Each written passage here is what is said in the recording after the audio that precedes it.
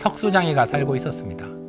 그는 늘 그의 삶에 불만이 있었습니다. 가난하게 살아야 되나라는 생각을 했다고 합니다. 그런데 그러한 상황 가운데 임금님의 행차가 지나가게 된 모습을 보았습니다.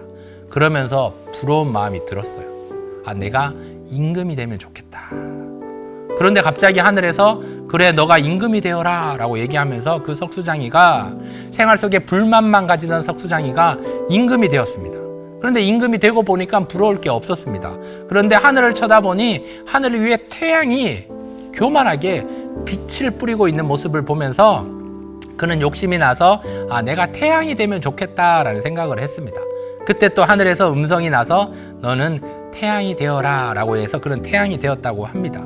그런데 태양이 되니까 또 임금이 부럽지 않았습니다. 그런데 갑자기 먹구름이 몰려와서 그 태양을 가려버렸습니다. 그러니까 그 석수장이가 임금이 되었다가 태양이 되었는데 다시 욕심이 생겨 내가 구름이 되면 좋을 텐데 라는 생각을 했습니다.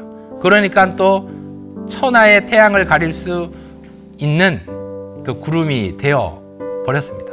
그런데 구름이 되니까 이제 바람이 와서 구름을 막 밀어냅니다.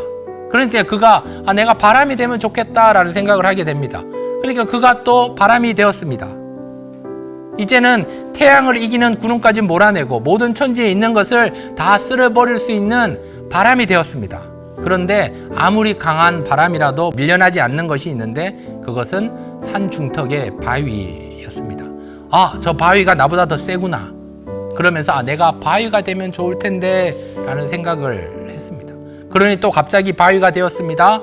그래서 천하의 바람을 이길 수 있게 되었습니다. 그러나 그 다음날 석수장이들이 와서 그 바위를 쪼기 시작했습니다.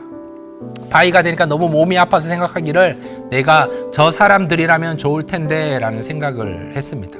그리고 정신을 차리고 보니까 도로 석수장이가 돼 있는 자기 자신의 모습을 발견하게 되었다고 합니다. 여러분, 이 이야기가 무엇입니까? 하나님의 부르심을 깨닫고 확신하는 가운데 우리는 비교하지 말자는 겁니다.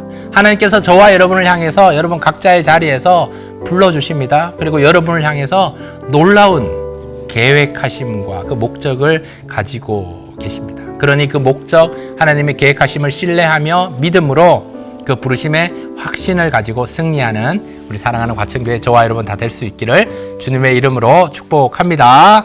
아멘.